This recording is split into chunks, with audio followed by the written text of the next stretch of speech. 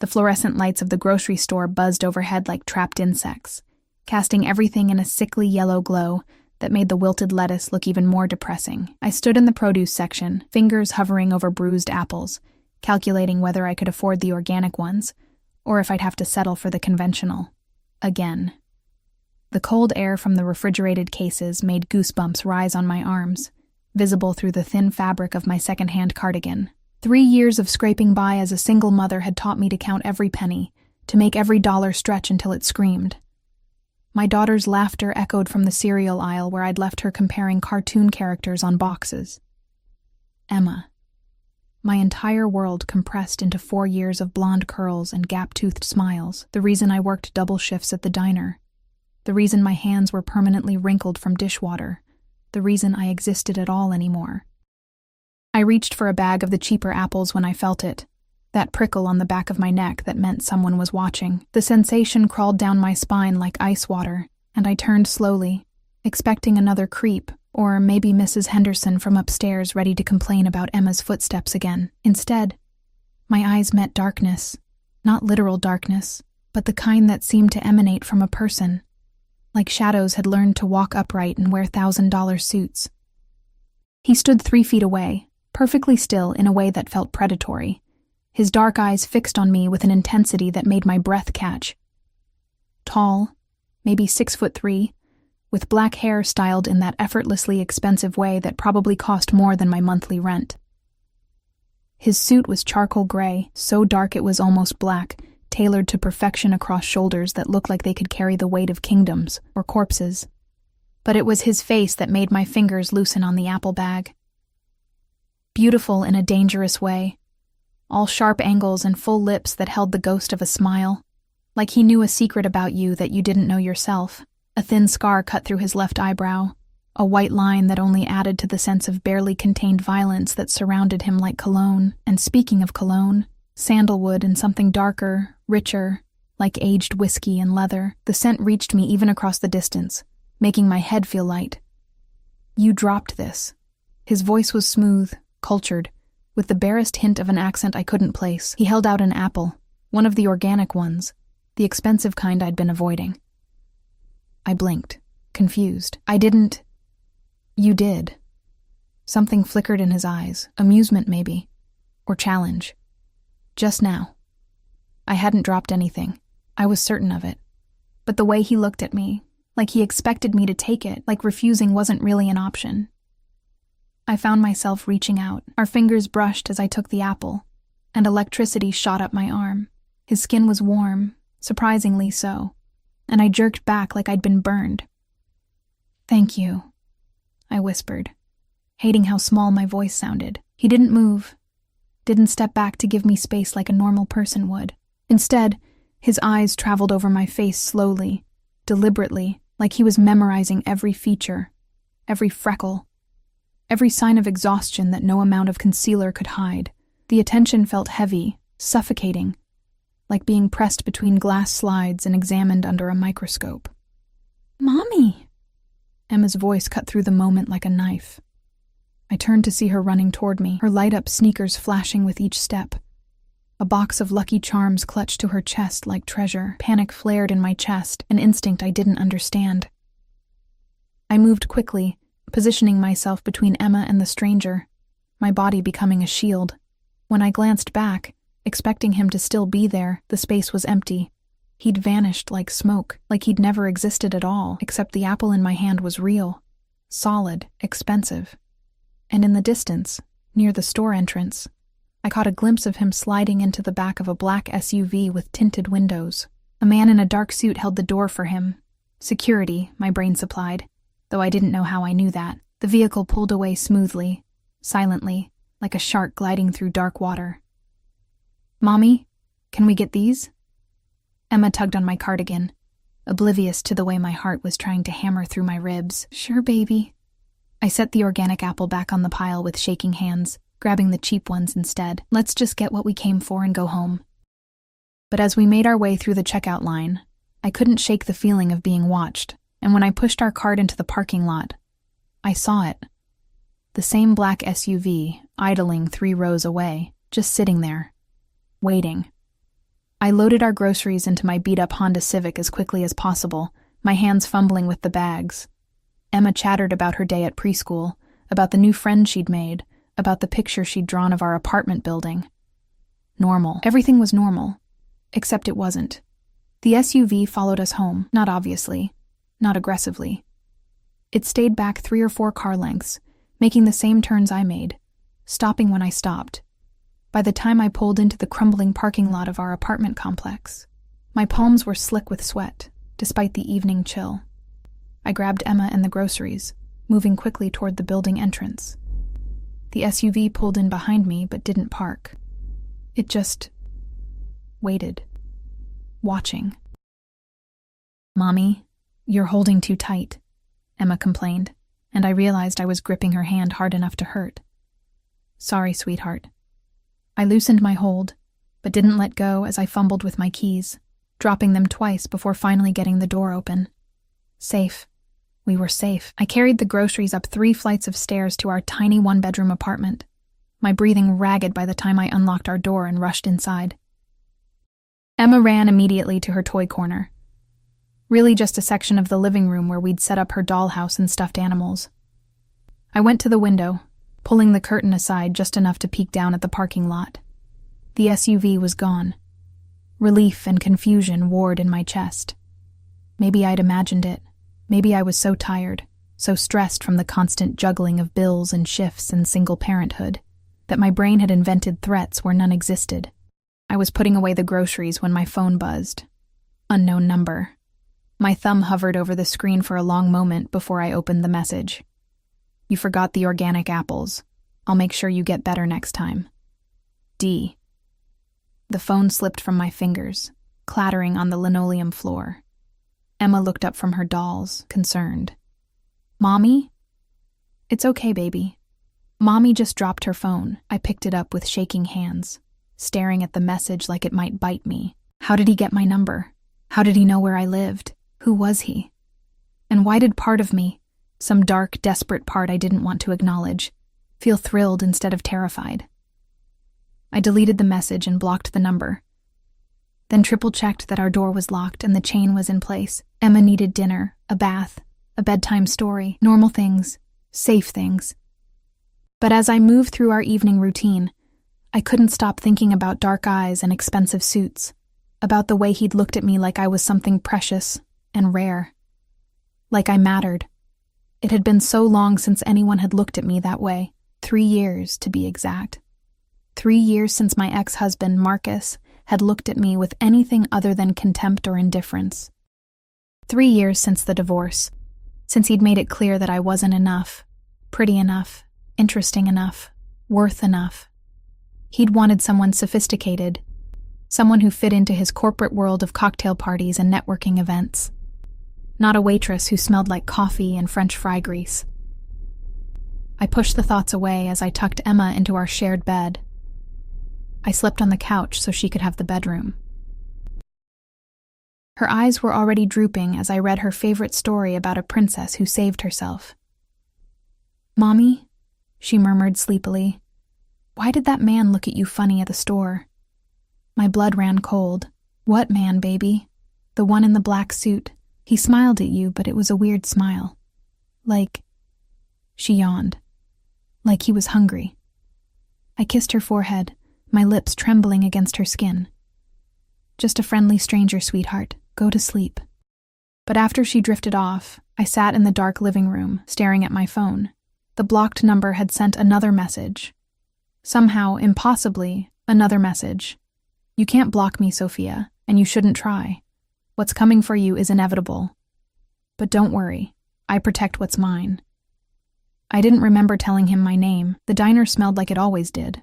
Burnt coffee, grease, and the faint underlying note of bleach that never quite masked the other odors.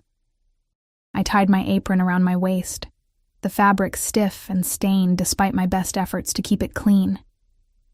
My reflection in the metallic napkin dispenser showed dark circles under my eyes, evidence of another sleepless night spent jumping at every sound, checking the locks on the door every hour.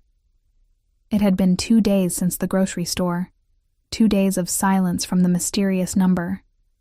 2 days of convincing myself I'd overreacted, that he was just some eccentric rich guy with boundary issues, nothing more. "Table 4 needs a refill, Soph," Rita called from behind the counter, her cigarette-roughened voice cutting through my thoughts. She was 50-something, had worked at Mel's Diner for 20 years, and had the kind of world-weary wisdom that came from seeing everything twice. I grabbed the coffee pot and made my rounds, smiling automatically at the regulars. Mr.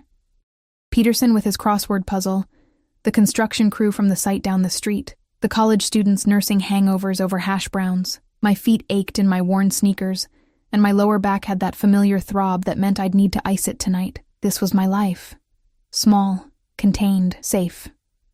The bell above the door chimed, and I glanced up automatically, my customer service smile already in place. It died on my lips. He stood in the doorway like he owned it. Like he owned everything his eyes touched. The same charcoal suit, or maybe a different one just as expensive. Dark eyes swept the diner, cataloging exits and occupants in a way that made the hair on my arms stand up. Behind him, 2 men in dark suits flanked the entrance. Security, unmistakably. They didn't come inside, just stood there like sentinels, hands clasped in front of them in that universal bodyguard stance. Every conversation in the diner faltered. Even Mr. Peterson looked up from his puzzle, sensing the shift in atmosphere, because that's what happened when someone like him entered a space like this. The air changed, became charged with something electric and dangerous. His eyes found mine across the room, and a slow smile curved his lips. Predatory. Satisfied. He'd found me. My hands trembled, making the coffee pot rattle against the mug I was holding. The construction worker whose coffee I'd been pouring looked up at me, concerned. "You okay, sweetheart?" "Fine," I managed, setting the pot down before I dropped it. "I'm fine." But I wasn't fine, because he was walking toward me now, moving with that fluid grace that spoke of complete physical confidence, of a body trained for violence wrapped in expensive fabric. People instinctively moved out of his way, chairs scraping against linoleum as diners unconsciously leaned back. He slid into an empty booth, my section, of course, and waited. Those dark eyes never left my face. Rita appeared at my elbow, her voice low. "Who the hell is that?" "I don't know," I whispered back, and it was true. I didn't know his name, didn't know what he wanted, didn't know why he'd sought me out. But my body knew something was wrong. Every instinct screaming at me to run. "Well, he's in your section.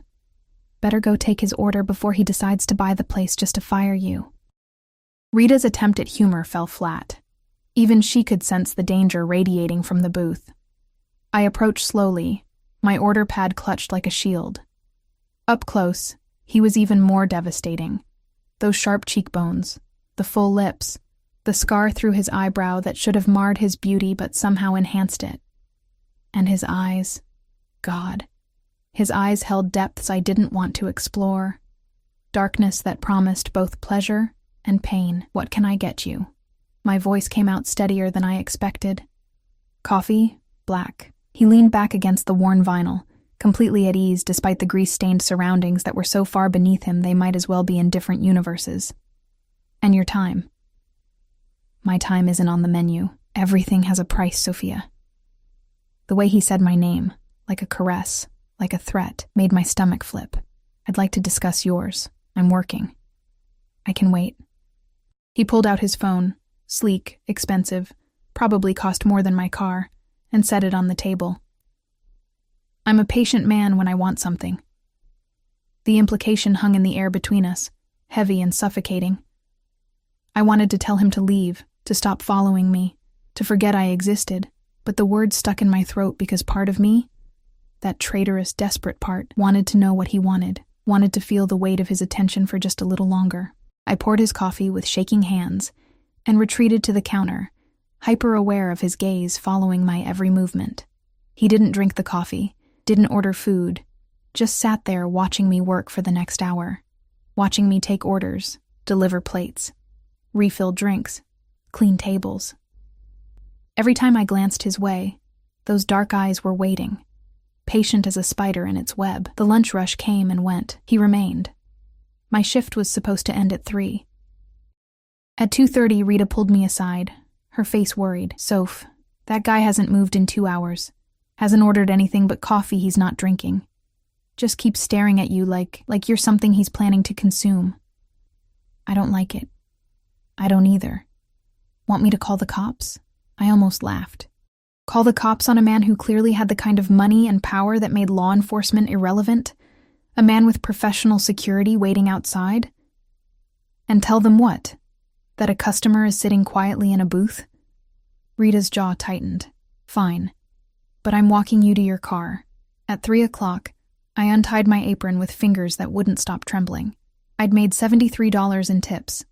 A good day, enough to cover Emma's daycare and maybe put a little toward the electric bill. I shoved the cash in my pocket and grabbed my purse from the back room, trying to formulate a plan. When I emerged, he was standing by the door, waiting. The booth was empty behind him, and a $100 bill sat on the table. Payment for a single cup of untouched coffee. "Let me drive you home." It wasn't a request, despite the phrasing. I have a car. That's falling apart. I noticed the exhaust issue and the bald tires. His voice was matter-of-fact, like he was discussing the weather instead of revealing that he'd inspected my vehicle. It's not safe. Fear and anger warred in my chest. "You had no right." "I have every right." He stepped closer, and I caught that scent again. Sandalwood and whiskey, intoxicating and terrifying. "You're mine, Sophia. You just don't know it yet. I'm not anyone's." The words came out fierce, stronger than I felt. "I'm not interested. Whatever this is, whatever you think you want, I'm not available. I have a daughter, a life, Emma. 4 years old, attends Little Sunshine Preschool, likes strawberry ice cream and stories about brave princesses." His expression didn't change, but something flickered in those dark eyes. "I know everything about you, Sophia. Where you live, where you work, what time you pick up your daughter, what you order from the Chinese place on Friday nights when you're too tired to cook. I know your ex-husband pays child support sporadically at best, that you're 3 months behind on rent, that you've been skipping meals to make sure Emma has enough." The blood drained from my face. "How?" "Because I wanted to know." He said it simply, like it was obvious. "And when I want something, I learn everything about it, every detail, every vulnerability, every need." Rita appeared beside me, her hand on my arm, protective. "The lady asked you to leave her alone." He didn't even glance at Rita. His eyes stayed locked on mine, burning with an intensity that made my knees weak. "I'm offering you a solution, Sophia. A way out of this." He gestured around the diner with barely concealed disdain. "Existence you're trapped in. I'm not trapped. You're drowning." The words cut because they were true. Working yourself to death for pennies, watching your daughter grow up in poverty, knowing that one medical emergency, one car breakdown, one missed shift could destroy what little stability you've built. That's not living. That's surviving. Tears burned behind my eyes, but I refused to let them fall. "What do you want from me? Have dinner with me. Tonight. Hear what I have to offer." And if I say no? Something dangerous flickered across his face, there and gone so quickly I almost missed it. "You won't." He was right, and we both knew it. Because I was desperate, because I was tired, because some dark part of me wanted to know what it felt like to be wanted by someone who looked at me like I was the most important thing in his world. "One dinner," I heard myself say. "That's all." His smile was triumphant, predatory. "I'll pick you up at 7. Wear something nice. I'll have options sent to your apartment within the hour. I can dress myself, Sophia." He reached out, his fingers brushing my cheek so gently it felt like a contradiction to the danger rolling off him in waves. "Let me take care of you. It's what I do." Then he was gone, moving through the door with his security falling into step behind him. Through the grimy window, I watched the black SUV pull away, leaving me standing in the middle of the diner with my heart racing and my world tilting on its axis. "Girl," Rita breathed beside me.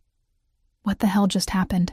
I didn't have an answer, but when I got home 2 hours later, there were 3 garment bags hanging on my apartment door, each containing a dress that probably cost more than I made in 6 months.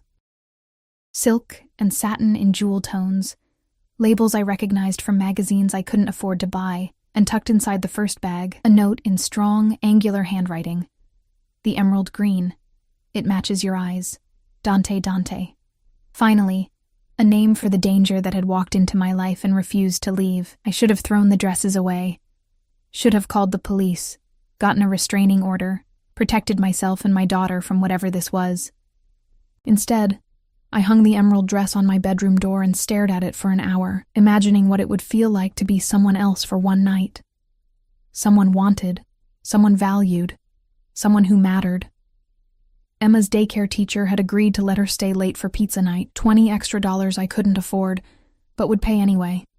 At 6:30, I stood in my tiny bathroom, staring at my reflection. The dress fit perfectly, hugging curves I'd forgotten I had, making my pale skin glow and my eyes look impossibly green. I'd done my makeup carefully, using the expensive products that had arrived with the dresses, foundation that actually matched my skin tone, mascara that didn't clump, lipstick in a shade called Blood Rose. I looked like someone else, someone who belonged in Dante's world. At exactly 7 o'clock there was a knock on my door. Not the buzzer from downstairs. A knock on my actual door, which meant he'd gotten past the building's security. Of course he had. I opened it and forgot how to breathe. Dante stood in my doorway wearing a black suit that probably cost more than my yearly salary. His dark hair swept back to reveal that perfect, dangerous face, but it wasn't the suit or the face that made my breath catch. It was the way he looked at me, like I was a revelation, like I'd just answered a question he'd been asking his entire life. "Beautiful," he murmured, his voice rougher than before. His eyes traveled down the emerald dress, slow and possessive, leaving heat in their wake. I knew that color would be perfect. "How did you get up here?" My voice came out breathy, uncertain. "The building has security that can be bypassed with the right motivation." He held out his hand, palm up, waiting. "Shall we?" I glanced back at my apartment. Small, shabby, but mine. Safe. The smart thing would be to close the door, call the police, pretend this night had never started. But I'd stopped doing the smart thing the moment I'd put on this dress. I placed my hand in his fingers closed around mine, warm and strong, and electricity shot up my arm. He pulled me into the hallway, then surprised me by stepping closer, his free hand coming up to cup my face. The touch was gentle, reverent even, completely at odds with the danger I knew he represented. "You're trembling," he observed, his thumb stroking my cheekbone. "I'm terrified," I admitted, because lying to him felt impossible. "Good." His smile was dark, satisfied. "Fear means you're paying attention, but you'll learn, Sophia. I would never hurt what belongs to me. And you belong to me now." The possessiveness in his words should have sent me running. Instead, it ignited something low in my belly, something I didn't want to examine too closely. He led me downstairs, his hand never leaving mine, his body positioned slightly in front of mine in a way that felt protective. The black SUV waited at the curb, idling, with the same security personnel from the diner. One of them, tall, broad-shouldered, with a scar down his jaw, opened the back door. "This is Marco," Dante said as he helped me inside. "He's been with me for 10 years. You can trust him with your life." The interior of the SUV was pure luxury. Leather seats softer than my couch. Tinted windows that made the outside world seem distant and unreal. Dante slid in beside me, close enough that I could feel the heat radiating from his body, smell that intoxicating cologne. The door closed, sealing us in our own private world. "Where are we going?" I asked, as Marco pulled smoothly into traffic. "Somewhere we can talk without interruption." Dante's hand found my knee, possessive, his palm warm through the silk. "Somewhere you'll be comfortable. I'm not comfortable anywhere near you." His laugh was low, genuine. Honesty, I appreciate that. His fingers traced small circles on my knee, the touch maddeningly distracting. "Most people tell me what they think I want to hear. You tell me the truth. Even when the truth is that you're scaring me?" "Especially then." His expression sobered, those dark eyes boring into mine. "I don't want your fear, Sophia. I want your trust. But trust takes time, and we don't have much of that. What does that mean? Before he could answer, his phone buzzed. He glanced at it, his jaw tightening, and something dangerous flickered across his face. Excuse me. He answered in rapid Italian, his voice hard and commanding in a way that made my stomach clench. Whatever he was discussing, it wasn't good. He ended the call and returned his attention to me, but the warmth had been replaced by something colder, more calculating. Change of plans. We're going to my estate instead of the restaurant. Your estate? It's more private, more secure. He said it like security was a normal concern for a dinner date, like everyone traveled with armed guards and worried about privacy. Dante, who are you? His smile was sharp, dangerous. You haven't figured it out yet. I'm disappointed. But I had figured it out, or at least part of it. The security, the obvious wealth, the way people moved out of his path, the barely leashed violence that surrounded him like an aura. He wasn't just rich. He was powerful in a way that had nothing to do with legitimate business. I couldn't say it. Couldn't make it real. Careful, Sophia. His hand tightened on my knee, not painful, but firm. Some words, once spoken, can't be taken back. And once you know certain things, you become part of that world whether you want to or not. Fear shot through me, sharp and cold. Let me out. I want to go home. No, you don't. His voice was gentle but implacable. You want safety, security, a better life for your daughter. You want to stop drowning. I can give you all of that. In exchange for what? You. Simple, direct, terrifying. Be mine, Sophia. Completely, wholly mine. Let me protect you, provide for you, give you everything you've been denied. And in return, you give yourself to me. That's insane. I don't even know you. You know enough. The SUV turned onto a private road, trees closing in on either side like a tunnel. You know I want you. You know I'm powerful enough to take care of you and Emma. You know that whatever I am, whatever I do, I keep my people safe, always. My people. Like I was already his, like the decision had been made before I even realized there was a choice. The estate emerged from the trees like something from a movie. Massive stone walls, wrought iron gates that opened automatically, manicured grounds stretching into the darkness. The house itself was a mansion, all modern lines and floor-to-ceiling windows glowing with warm light. This is your home? My voice came out awed despite my fear. One of them. He helped me out of the SUV, his hand on my lower back, guiding me toward the entrance. I have properties in New York, Chicago, Rome, and Sicily. But this is where I stay when I'm in the city. It's the most secure. More security personnel nodded as we passed, each one eyeing me with curiosity. How many people did he employ? How much power did he actually have? Inside, the house was breathtaking. Soaring ceilings, marble floors, art that belonged in museums, but it wasn't cold or sterile. Warm lighting softened the edges, comfortable furniture invited you to sit, and the faint scent of jasmine drifted from somewhere deeper in the house. Are you hungry? Dante asked, leading me through the foyer into a formal dining room where a table was already set for two, candles flickering between place settings that probably cost more than my entire kitchen. I don't understand. I stopped in the doorway, overwhelmed. Why me? I'm nobody.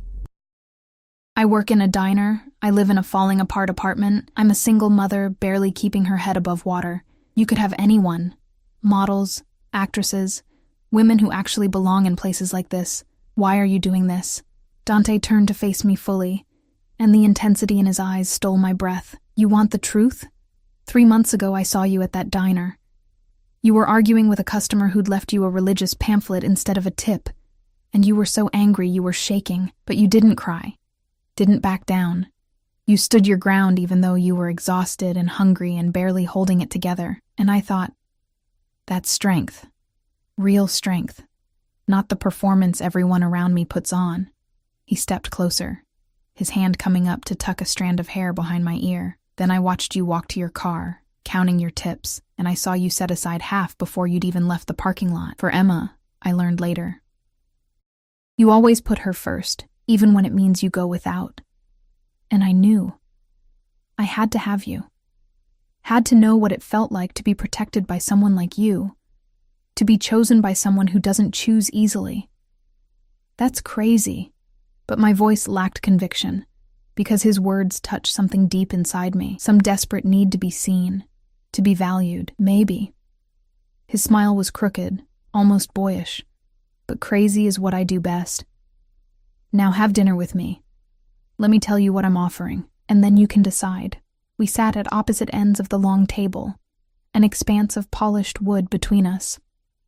Staff I hadn't seen appeared with plates, filet mignon, roasted vegetables, risotto that smelled like heaven, wine in crystal glasses that caught the candlelight.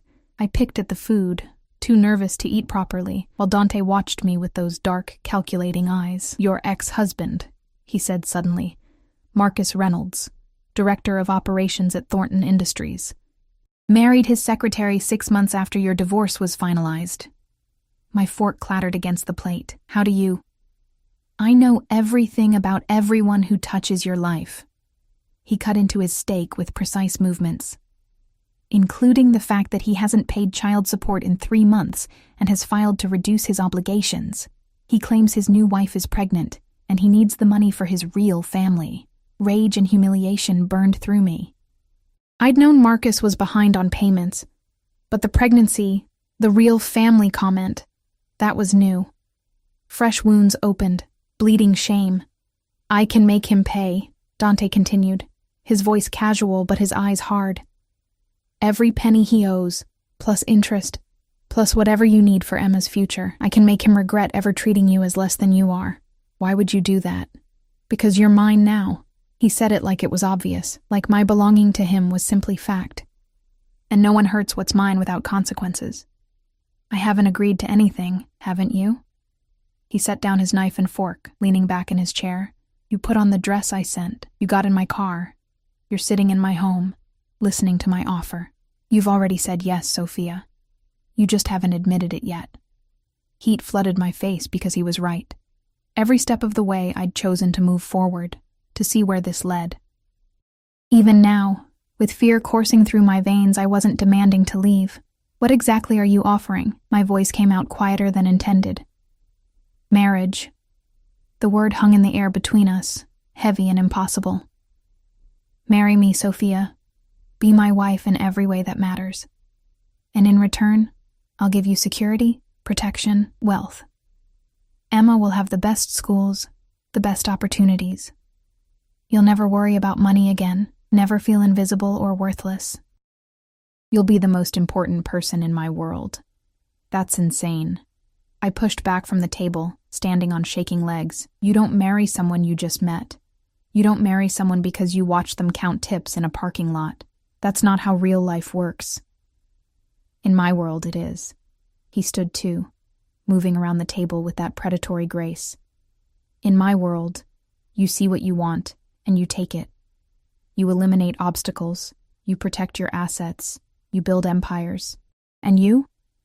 You're going to be my empire, Sophia. My queen, my everything.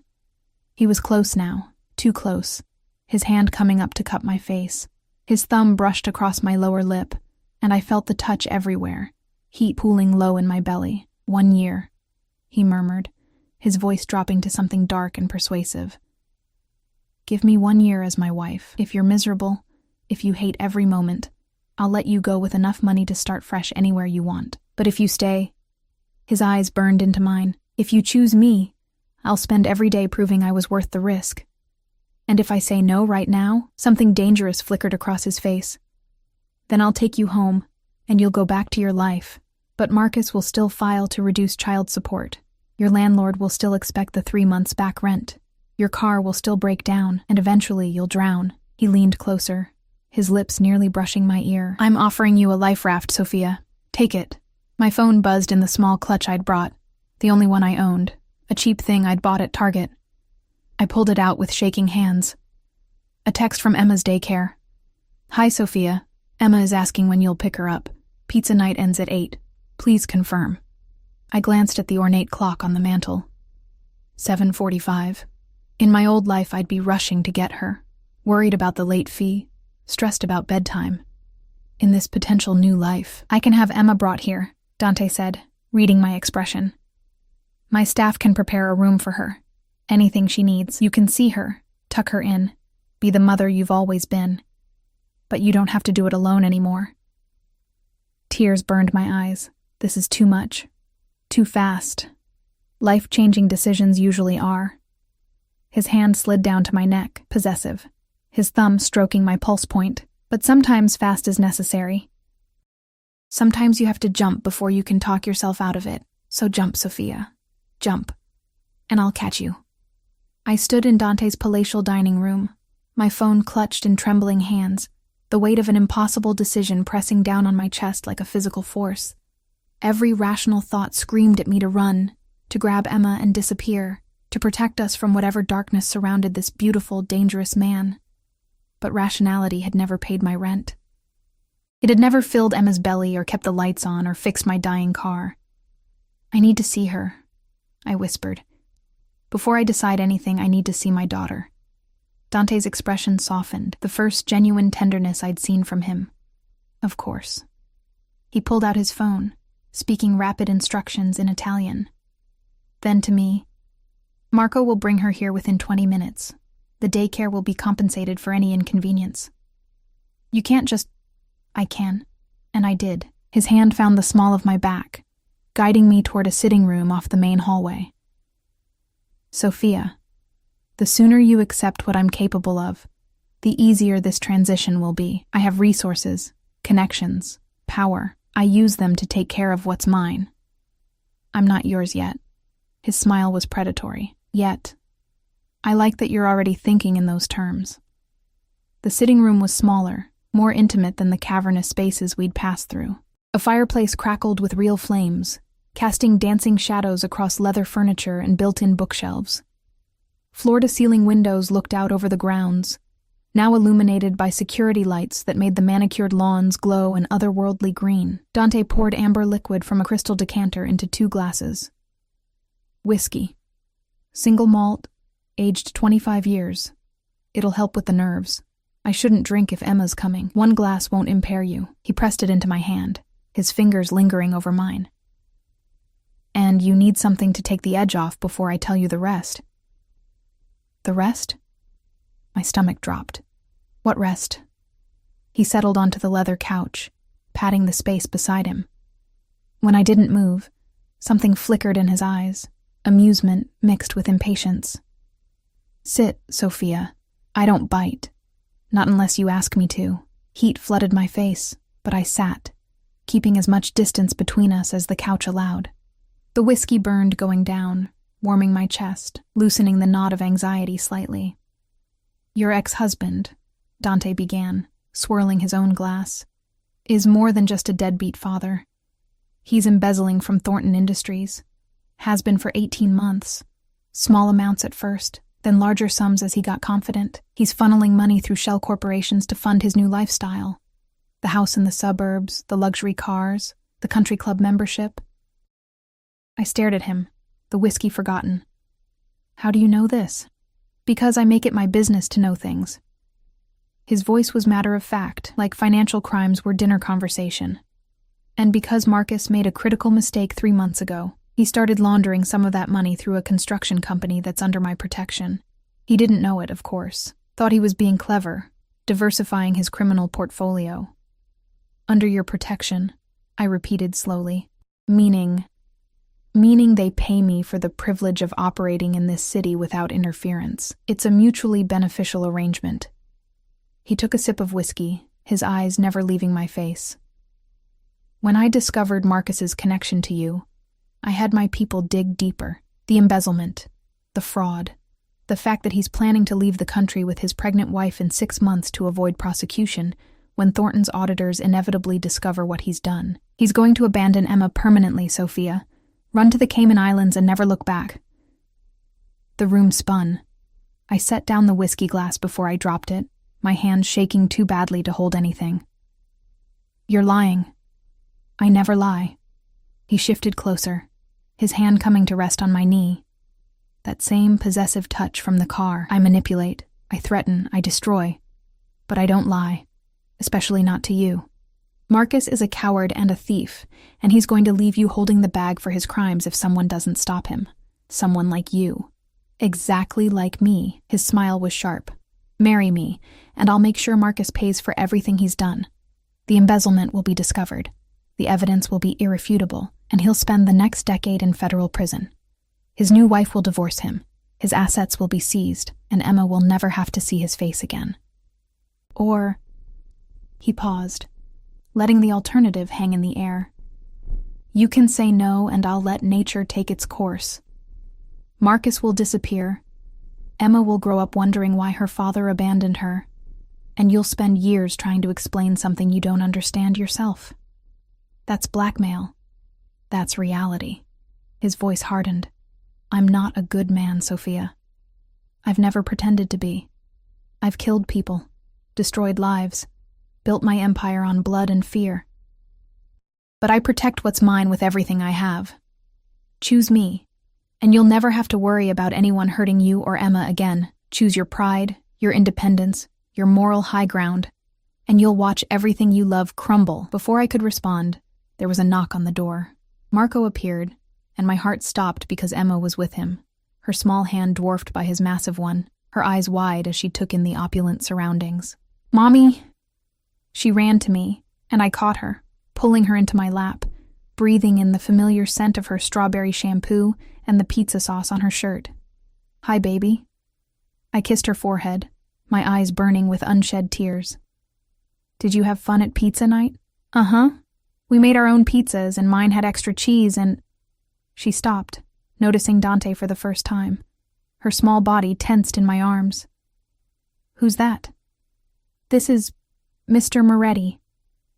The name felt heavy on my tongue, dangerous. Dante's entire demeanor changed. The predator vanished, replaced by something softer, almost gentle. He crouched down to Emma's eye level, careful to keep distance between them. Hello, Emma. Your mother told me you like strawberry ice cream. Emma looked at me for permission. I nodded, not trusting my voice. I do, she said shyly. It's my favorite. Mine too. Dante's smile was genuine, transforming his dangerous face into something almost beautiful. Would you like some? My kitchen makes the best strawberry ice cream you've ever tasted. Can I, Mommy? I should have said no. Should have grabbed her and run for the door. Consequences be damned. But I looked into Dante's eyes and saw something unexpected. Sincerity. Whatever he was, whatever darkness lived inside him, his offer to Emma was genuine. Okay, I whispered. But just a small bowl. It's almost bedtime. Dante stood, speaking quietly to Marco, who nodded and held out his hand to Emma. Come on, little one. Let's go find that ice cream. Emma hesitated, looking back at me. You're coming too, right, Mommy? I'll be right here when you get back. I promised. I just need to talk to Mr. Moretti for a few minutes. After they left, silence filled the room like water, suffocating and heavy. Dante poured himself another whiskey, his back to me, shoulders tight with tension. She looks like you, he said finally. Same eyes, same stubborn chin. Don't, my voice cracked. Don't use my daughter to manipulate me. I'm not. He turned, and the raw honesty in his face shocked me. I'm telling you that seeing her, seeing you with her, it only makes me more certain. You're both coming into my life, Sophia. Both under my protection. Emma will have everything she needs, everything she deserves. Private schools, college funds, security that ensures no one ever hurts her. I'll be... He stopped, something vulnerable flickering across his features. I'll be the father Marcus never was. You can't just decide that. I already have. He crossed to me, kneeling so we were eye level. I grew up in violence, Sophia. My father was a monster who ruled through fear and brutality. I watched him destroy my mother slowly, year by year, until there was nothing left of the woman she'd been. I swore I'd never be him, never treat someone I loved the way he treated her. And I haven't. I'm ruthless in business, merciless with enemies. But with you? With Emma? I'll be whatever you need me to be. His hands framed my face, thumbs stroking my cheekbones. I know you're scared. I know this seems insane, but sometimes the insane choice is the right one. Sometimes you have to trust your instincts instead of your fears, and your instincts brought you here tonight, put you in that dress, kept you from running when you had a dozen chances to leave. What if I can't do this? Tears finally spilled over, hot against my cheeks. What if I'm not strong enough to be what you need? You're the strongest person I've ever met. His voice was fierce, certain. You've survived poverty, abandonment, single motherhood, and you've done it with grace. You haven't become bitter or broken. You've protected your daughter, maintained your dignity, kept fighting even when every odd was stacked against you. That's not weakness, Sophia. That's steel wrapped in silk. He kissed my forehead, gentle and reverent. Marry me. Let me prove that choosing me isn't a mistake. Let me show you what your life can be when someone actually values you the way you deserve. Emma's laughter drifted from somewhere deeper in the house, bright and carefree, the sound of my daughter happy, safe, unburdened by the stress that had become our normal. I thought about our apartment with its leaking ceiling and broken heater, about the mounting bills and the constant fear that one emergency would destroy us, about Marcus planning to abandon Emma permanently while I struggled to keep us afloat, and I thought about Dante's offer: security, protection, a life where I didn't have to choose between eating and paying rent, where Emma could have opportunities instead of limitations. 1 year, I heard myself say. You said 1 year to decide if I want to stay. Triumph flashed in his eyes, quickly masked. 1 year. But I'm warning you now, Sophia. I play to win. By the time that year is up, you won't want to leave. You're very confident. I know what I want, and I know how to get it. His smile was dark, promising. And right now, I want you more than I've wanted anything in my entire life. When? The word came out barely above a whisper. Tomorrow. He stood, pulling me up with him, his hands sliding down to my waist. I have a judge who owes me favors. We'll do it here, private ceremony, just us and Emma. Then I'm taking you both somewhere safe while I handle Marcus and secure everything that needs securing. This is crazy, I breathed. But I wasn't pulling away from his touch. The best things usually are. He leaned down, his lips brushing my ear. Say yes, Sophia.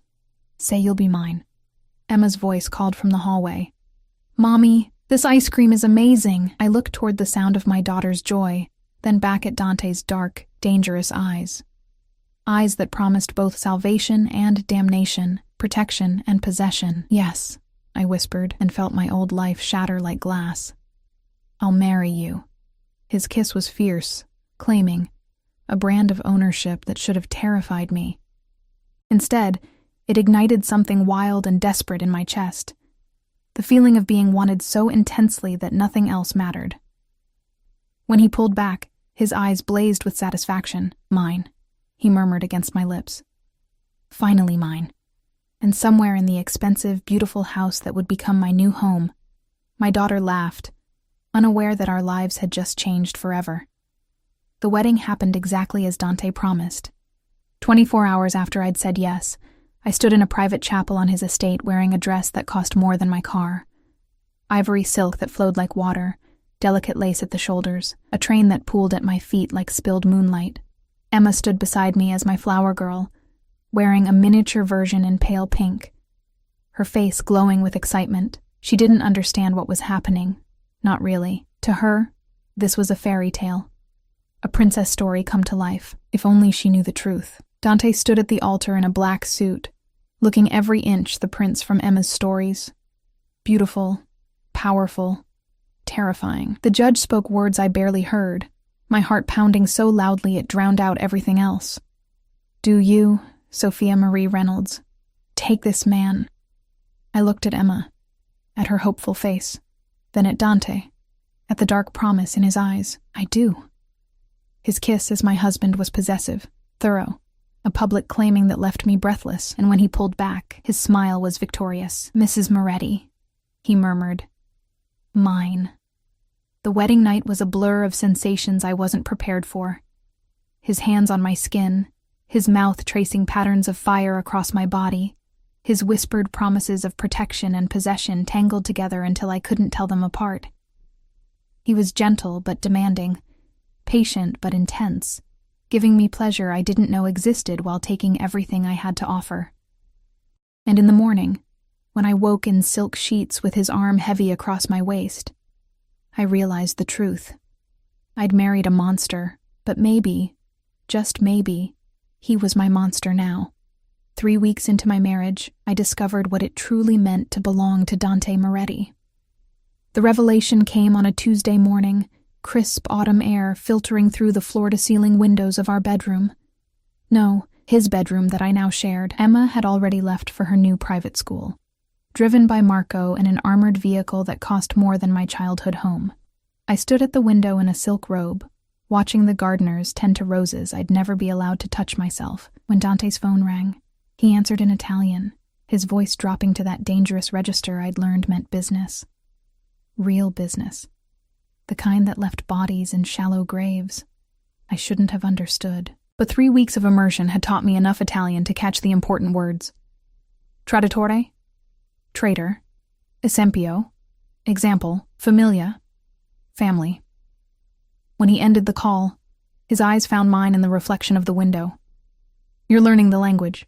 It wasn't a question. Hard not to when everyone around me speaks it. I turned to face him, my heart hammering. What's happening? Someone betrayed me. He stood from the bed, magnificent and terrifying in nothing but black silk pajama pants, his chest bare and marked with scars I'd traced in the darkness. Someone thought they could steal from my operations and disappear before I noticed. And I noticed. His smile was cold. They'll be dealt with by noon. Dealt with. The euphemism sat heavy between us. You mean killed. I mean dealt with. He crossed to me, his hands settling on my hips, pulling me against his body. This is my world, Sophia, the world you married into. I warned you I wasn't a good man. I know. And I did. 3 weeks had shown me exactly what kind of man Dante was. Ruthless in business, protective to the point of obsession with Emma and me, capable of both tenderness and violence in equal measure, but knowing and seeing are different things. Then don't see. His lips brushed my temple. Stay in this house. Focus on Emma. Enjoy the life I've given you. Let me handle the darkness. It was a tempting offer. To retreat into the gilded cage he'd built. To pretend the blood on his hands didn't exist. But I'd learned something else in 3 weeks. I was stronger than I'd believed. Strong enough to face the truth. What happened to Marcus? The question had been burning in my throat since the wedding. You said you'd handle him. Dante's expression shifted, satisfaction replacing the coldness. He was arrested yesterday. Federal agents raided his home at dawn, seized his computers, his files, everything. The evidence of embezzlement is irrefutable. He's looking at 15 to 20 years. Relief and something darker, vindication, flooded through me. And his wife? Filed for divorce within 6 hours. Apparently her love couldn't survive the loss of his stolen fortune. His hand came up to cup my face. Emma will never have to see him again. He has no rights, no claims. She's yours completely now. Ours, he corrected, and the possessiveness in the word made my stomach flip. Why? I whispered. Why do all of this for us? You could have any woman, someone from your world who understands this life. Why choose a broke waitress with a kid? Because you're real. His thumb traced my lower lip. Everyone in my world wears masks, plays games, shows me the face they think I want to see. But you? You've been honest from the beginning. You told me you were terrified. You admitted you were only agreeing because you were desperate. You didn't pretend to love me or even like me. That honesty is worth more than any dowry, any connection, any strategic alliance. He kissed me, slow and deep, tasting of coffee and possession. And because when I first saw you, exhausted and fighting for your dignity in that diner, I recognized something. A survivor. Someone who'd been through hell and refused to break. I wanted that strength for myself. Wanted to protect it, own it, keep it safe from a world that would destroy it. That's not love.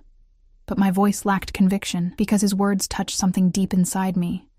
Some desperate need to be seen and valued. Not yet. His smile was dark, confident. But it will be.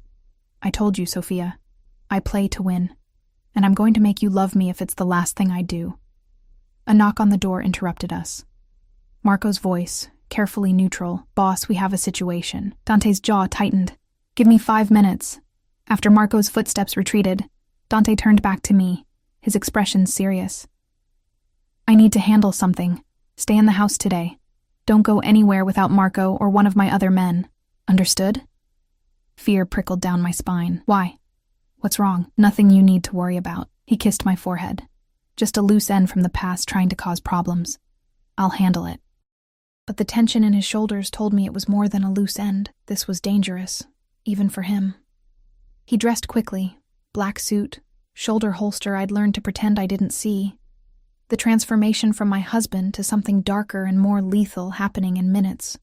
At the door, he paused, looking back at me with an expression I couldn't read. If something happens, he started. Don't. I crossed to him, surprising myself with my boldness. Don't say goodbye like you're not coming back. His smile was genuine, tender. There she is, my fierce wife. He pulled me close, breathing in the scent of my hair. I'll be back by dinner. And Sophia? I meant what I said. You're mine. Nothing and no one will ever change that. Then he was gone, and I was alone in the massive house with only my fears for company. The day crawled by with agonizing slowness. I tried to distract myself, helped Emma with homework when she returned from school, played dolls in the elaborate playroom Dante had created for her, attempted to read in the library. But my mind kept circling back to Dante, to the danger he'd walked into, to the very real possibility that he might not come home, and the terrifying realization that the thought of losing him made my chest ache. Somewhere in the past 3 weeks, he'd become more than my ticket to security, more than the monster I'd married out of desperation. He'd become something I wasn't ready to name. At 6 o'clock, Marco appeared in the doorway, his expression grim. Mrs. Moretti, I need you and Emma to come with me. Ice flooded my veins. Why? Where's Dante? There's been an incident. The boss wants you somewhere more secure until it's resolved. What kind of incident? The kind I can't discuss. His hand went to his weapon, a gesture that terrified me more than his words. Please, ma'am. We need to move now. I grabbed Emma, who sensed the tension and clung to me, her small body trembling. Marco led us through the house to a garage I hadn't known existed, filled with vehicles that ranged from luxury sedans to armored SUVs. He ushered us into one of the latter, and 2 more security personnel climbed into the front seats. Where are we going? I demanded as the vehicle pulled out. Safe house, 20 minutes outside the city. Marco's eyes scanned the streets constantly, his body tense. The boss has enemies who made a move today. They failed, but there might be retaliation. This is precautionary. Is he hurt? Marco's hesitation told me everything. He's operational. Operational. Not fine, not safe, operational. Like he was a machine still functioning despite damage. The safe house turned out to be another mansion, slightly smaller, but no less fortified. I'd barely gotten Emma settled in a bedroom when my phone rang. Dante's name flashed on the screen. Are you safe? His voice was rough, strained. Yes, Marco got us out. Dante, what happened? A rival family thought they could take me out, eliminate the competition. A pause, the sound of movement. They were wrong, but it was closer than I'd like. Are you hurt? Nothing that won't heal. Another pause. I need you to stay there tonight. I have to finish cleaning up this mess. Make sure there are no more threats. But Sophia, I need you to know, if something had happened to me today, everything would have gone to you and Emma. The houses, the money, the legitimate businesses. You would have been protected, provided for. Always. Tears burned my eyes. Don't talk like that. I'm a realist. In my world, death is always one mistake away. His voice softened. But knowing you and Emma are safe, that you're mine to protect, it makes me more careful, makes me want to survive every fight, every threat, every enemy, because I have something worth coming home to now. Dante. My voice cracked. I love you, Sophia. The words fell between us like stones into still water. creating ripples I felt in my chest.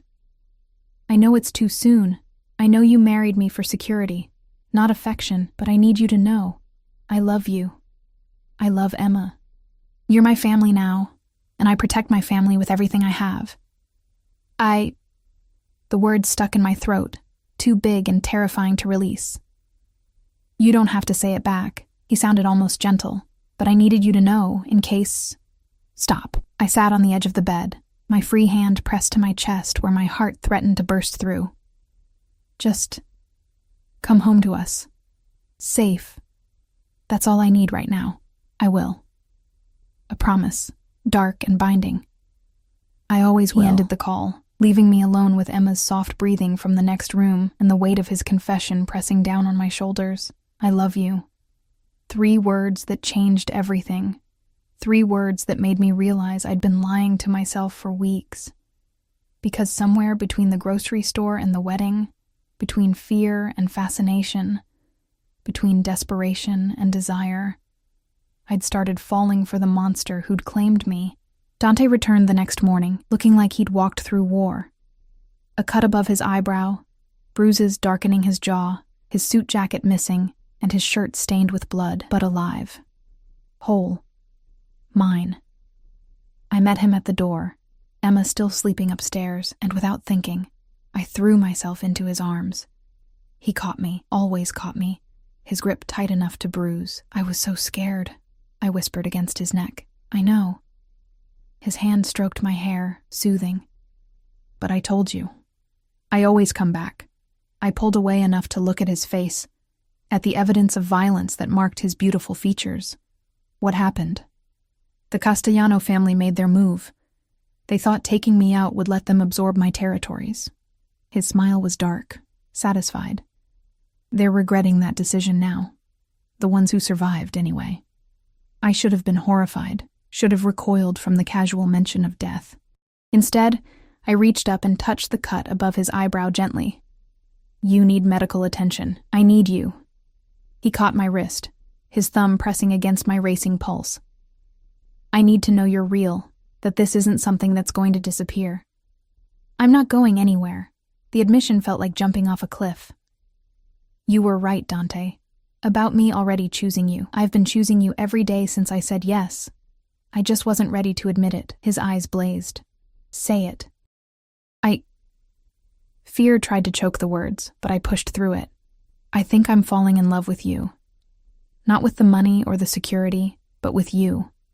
The man who sends my daughter to the best school but makes sure her lunch includes her favorite cookies. The man who holds me at night like I'm precious. The man who's terrifying and gentle in equal measure. That's who I'm falling for. His kiss was desperate, claiming, pouring 3 weeks of restrained emotion into one moment. When he pulled back, his forehead rested against mine, his breathing ragged. You're mine, he murmured. Say it. I'm yours. And meaning it, finally meaning it completely. We both are, Emma and me. Your family. Something fierce and possessive flashed across his face. My family, he repeated. Mine to protect, mine to provide for, mine to love. His hand slid to my stomach, spreading wide and warm. And maybe someday, we'll make this family bigger, give Emma a sibling, build something that belongs to us, alone. The image sent heat flooding through me. Children with Dante's dark eyes and my stubbornness. A house full of laughter instead of fear. A future I hadn't dared to imagine. Someday. I agreed. And felt the last of my resistance crumble. The year that Dante had promised me passed in a blur of discovery and growth. I learned his world. The territories he controlled, the people who owed him loyalty, the careful balance between legitimate business and the darker operations that funded our life. I learned to navigate the social dynamics of mafia wives, to hold my own at dinners where every woman was assessing my worth, to stand beside Dante with my head high. Emma thrived, blossoming in her new school, making friends, never once asking about the father who'd abandoned her. She called Dante, Dante at first, then slowly, naturally, it became Papa. The first time she said it, I watched this powerful, dangerous man's eyes fill with tears. And I learned what it meant to be loved by Dante Moretti, to be cherished and protected and desired with an intensity that should have been suffocating but instead felt like freedom. He kept his promise. I never worried about money, never felt invisible, never doubted my value. When the year mark arrived, he didn't mention it, but I did. "It's been a year," I said one night as we lay in bed, his arm around me, our legs tangled together in the darkness. "I know." His voice was carefully neutral. "Are you leaving?" I rolled to face him, seeing the vulnerability he tried to hide. "No, I'm staying, not because of the money or the security, but because I love you. Because you're my husband in every way that matters. Because this is my life now, and I don't want any other." Relief flooded his features. "Thank God," he breathed, pulling me closer. "Because I would have spent the rest of my life convincing you if you'd tried to leave." "I know." I kissed him, pouring a year's worth of emotion into it. "You're very persuasive." His laugh was low, dark. "You have no idea, Mrs. Moretti." 6 months later, I stood in the bathroom of our master suite, staring at a positive pregnancy test with shaking hands. Fear and joy warred in my chest. Fear because bringing a child into Dante's dangerous world felt terrifying. Joy because this baby would be born from love, not desperation. I found him in his office, reviewing reports with that focused intensity that made him so formidable. When he looked up and saw my face, he was on his feet instantly. "What's wrong?" I held out the test, unable to find words. Understanding dawned slowly, followed by an expression of such pure joy it transformed him. "You're pregnant?" "Yes." Tears spilled over. "I know the timing isn't perfect, and your world is dangerous, and—" He crossed to me in 3 strides, his hands framing my face. "It's perfect. You're perfect. This baby, our baby, is perfect." He kissed me, tender and reverent. "I'm going to protect all of you. You, Emma. This baby. Nothing will ever hurt my family, I swear it."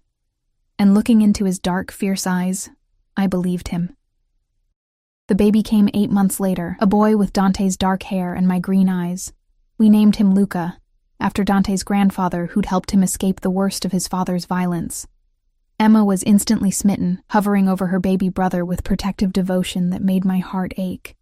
2 years after I'd said yes to a dangerous stranger in a grocery store, I stood in the garden of our estate, watching Dante teach Emma to tend the roses, while Marco held baby Luca a safe distance away. The sun was setting, painting everything gold, and for a moment, everything was perfect.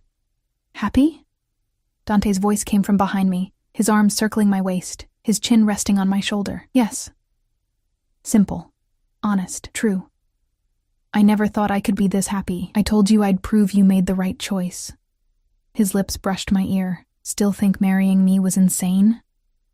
I turned in his arms, looking up at the face that had terrified me once, but now represented safety, love, home. "Completely insane," I agreed. "And the best decision I ever made." His kiss was soft, sweet, tasting of promises kept and futures built. "Mine," he murmured against my lips. "Yours," I confirmed, "always yours." And in the fading light, surrounded by the family we'd built from desperation and desire, I finally understood what Dante had known from the beginning. Sometimes the craziest risks lead to the greatest rewards. Sometimes monsters make the best protectors. And sometimes a chance encounter in a grocery store can change your entire world. 3 months later, I ran into Marcus outside a courthouse where he was being transferred between facilities. He looked smaller somehow, diminished by prison jumpsuits and defeat. His eyes widened when he saw me. Designer clothes, professional styling, the confidence that came from being loved and valued. "Sophia?" He stumbled over my name, disbelief written across his features. "What are you doing here? Watching justice being served." I kept my voice cold, distant. "How's prison treating you, Marcus?" His face twisted. "You look different. What happened to you?" "I got married." I held up my left hand, showing him the wedding band that probably cost more than he'd embezzled.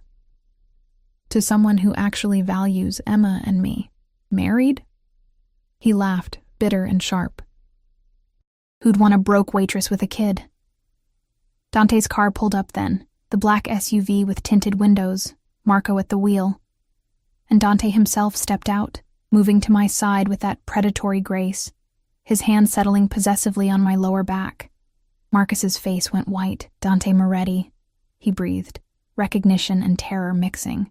"You married. Oh, God." "Still single, I guess?"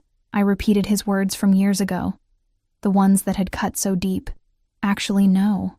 I married a man who knows my worth, who provides for his family, who would never abandon his children." I leaned closer, making sure he heard every word. "Thank you, Marcus, for being such a terrible husband that I was desperate enough to take a chance on someone better. Best decision I ever made." Dante's smile was sharp, dangerous. "Mr. Reynolds, I'd say it's a pleasure, but I don't lie to irrelevant people."